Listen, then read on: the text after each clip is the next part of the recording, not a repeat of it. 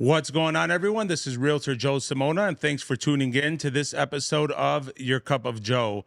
A lot of times we think about how to keep ourselves safe. We have home security systems, cameras, alarms, but no better tip than to hear it from the man himself. Today, I am very honored to have Sheriff Mike Bouchard, Oakland County Sheriff, with us. Sheriff, thank you for coming on today. Pleasure. Happy to be here. Thank you.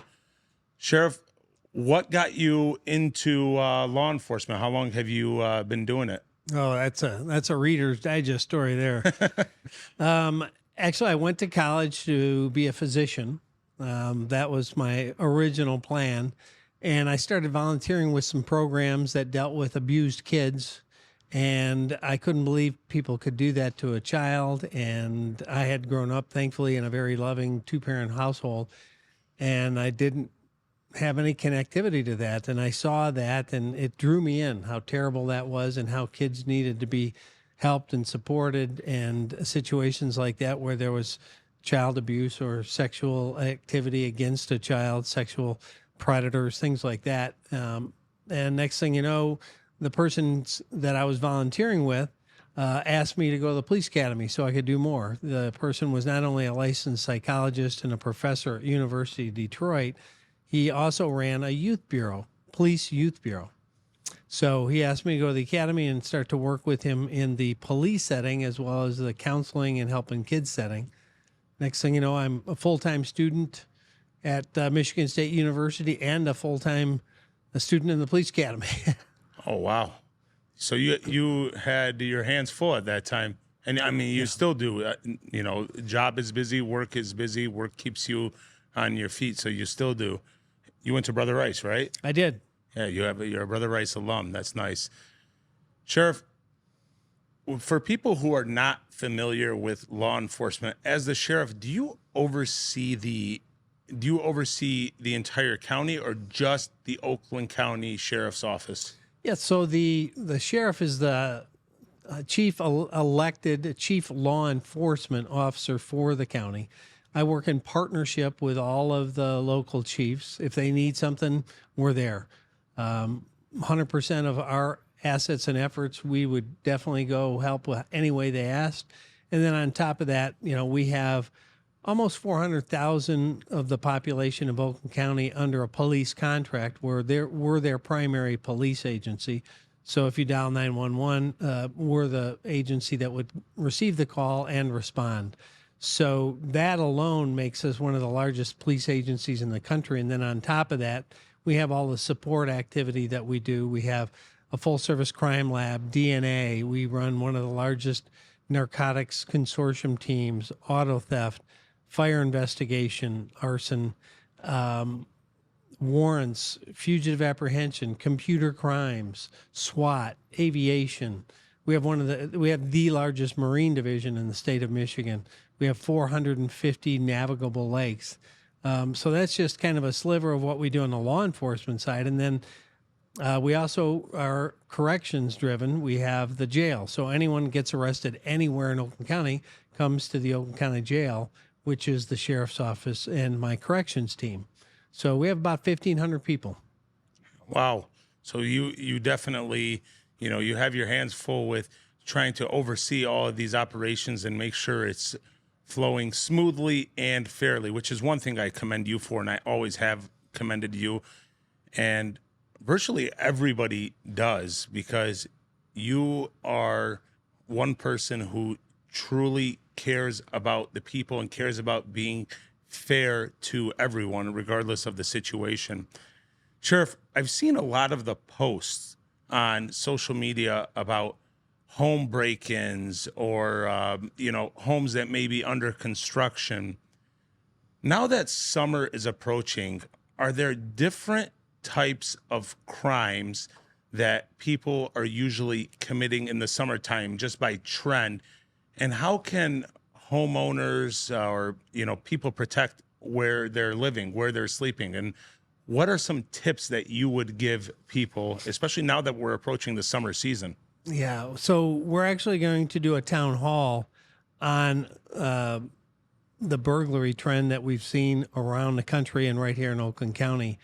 But specifically as it relates to the summer, in addition to that, we have seasonal kind of fraud. So they're unaffectionately by many called gypsy criminals, where they move about the country.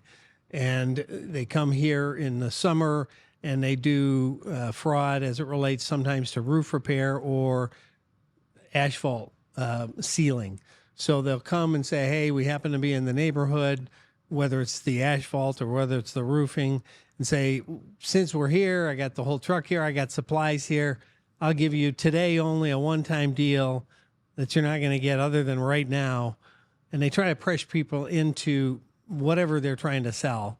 And typically, if they're going to do, let's say, the asphalt sealing, to seal up your asphalt, which a lot of the driveways need it every year, they don't do everything that needs to be done. They don't fill the cracks and do that and seal it with real quality material. They're basically just painting your driveway. So it really doesn't accomplish anything, but they charge you a significant amount. It's a fraud. So the other thing that we see is roof repairs. Lots of times they'll, again, knock on the door and say, hey, I'm in the neighborhood. I did the Smith's house down the block. And lots of times they make it up, or they even look on Google and find a name. And they say, why here? And I got all the resources and supplies. I'll go up and check on your roof. If through the winter you had anything happen to your house, anything fell on it, broke it, and I'll inspect it, no cost whatsoever. And then if there's something up there, I'll let you know. And again, because I'm here, we can give you a great deal today only. And they go up and they come back down. Well, wow, you're lucky I was up there. Because most people aren't going to climb up the roof to see what they're talking about, especially if they're elderly. And those are the ones they really target. They say, you've got maybe a leak in the valley and we've got to do some repair. But again, I can give you like half off or even less. And they go up there and they bang on the roof with a hammer and have lunch. They don't do any work. I mean, again, who's going to typically go up and inspect what happened? And so they end up basically just taking people and their money. So those are scams that are seasonal as you relate to talking about, neighborhoods and people coming out and about. The other thing we've seen a fair amount of is that people are stealing out of your mailboxes that are on the street. So if you have outgoing mail, don't put anything in it that's valuable in terms of either your banking information or your personal identification. It's just not a good idea, because if they steal that and you've got, let's say it's a utility bill, and they've got your check, they got your routing number, they got your bank, they've got your signature. So they can go order a whole new book of checks with your name on it. And now they have your signature and all the numbers that actually, and they can begin to go about cashing checks in your name and obligating you to different debts and things like that. So that's very common as well. So watch your mailboxes. If you've got something that has a check in it or has something tax related you're mailing, we're coming up into April when people are filing their taxes. Either take it to the post office or put it in one of those secured blue boxes after you check the time that's going to be picked up, and it's going to be picked up relatively soon, so it's not going to be sitting there for days. Wow, that's a lot of great information. I was actually watching a YouTube short, a little clip the other day about a roofer that went up to someone's house and said, we fixed your roof, and long story short, said, we didn't call anybody to fix our roof. And then they said, yeah, you did. Oh, we must have had the wrong house, but we already fixed your roof, so you got to pay us now. So that's a lot of great information. Now, when people are going around in subdivisions, for lack of better words, soliciting, because that's what they're doing, soliciting business, is there a permit that's needed for soliciting, or is it city, township, village specific? Yep, it's exactly that. Specific local ordinances have the authority in that. Sometimes a community will say no soliciting unless you have a permit. Some may say no soliciting whatsoever. So, it depends on your local ordinance, where you live. Check on that. And if you think somebody's suspicious, call the police. If it's not us, we'd rather check out, 100 nothings than miss a real deal where somebody's out there to either knock on a door, no one answers, and break in, or knock on a door and commit fraud against you. So the key is, if anybody's pressuring you for money or a job right now, that's the time to step back and say, no, thank you. Because you don't want anybody working on your home or in your home unless you've got references, unless they're insured and bonded, and you check those references. Because otherwise, if they're even a legitimate company and they start doing something on your roof and they don't properly close it up, and let's say it rains, now it comes through your house, it's going to be a finger pointing between the roofing company. Did they have a license? Were they insured and bonded? And your homeowners, would they cover it? Maybe not. If you had somebody open up the roof, then they'll point fingers back at them. So you don't want to find yourself in that situation. Wow, that's no, you definitely don't, because your insurance companies nowadays, they've been paying out so many claims, and I recorded a podcast that we released talking about how much insurance prices have gone up across the nation, that if there is a way for something not to be covered, if the insurance company finds that, they're not going to cover it.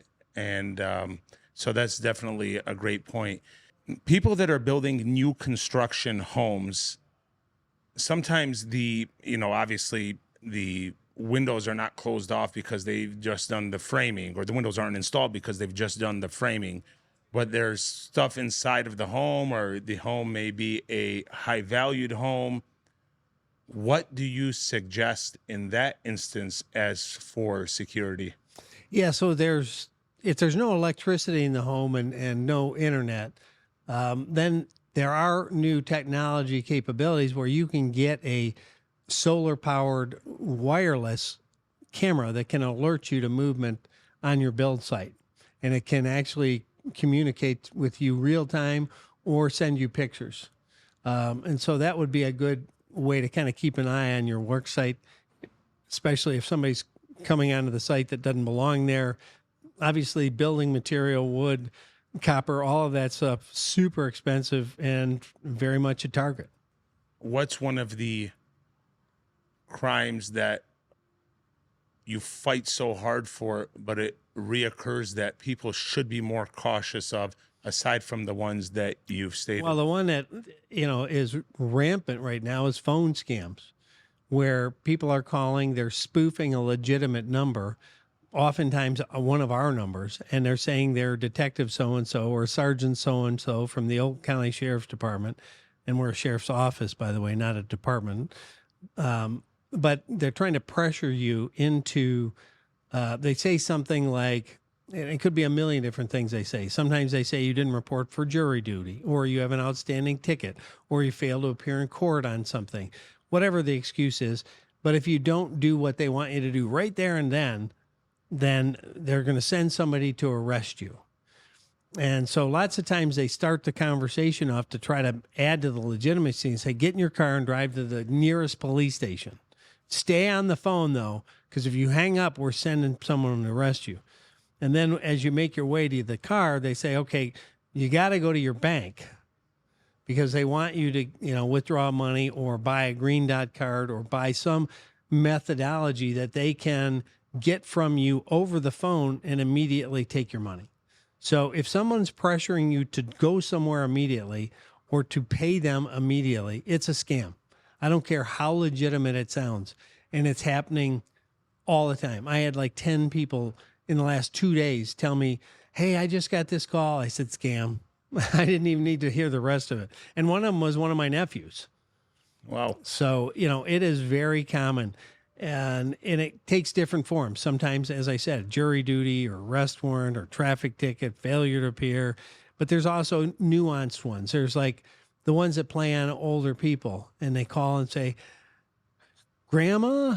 And lots of times, they'll say, Grandma is Milton, and they kind of muffle it. And then the grandma will fill in the blank for him. Billy, is that you?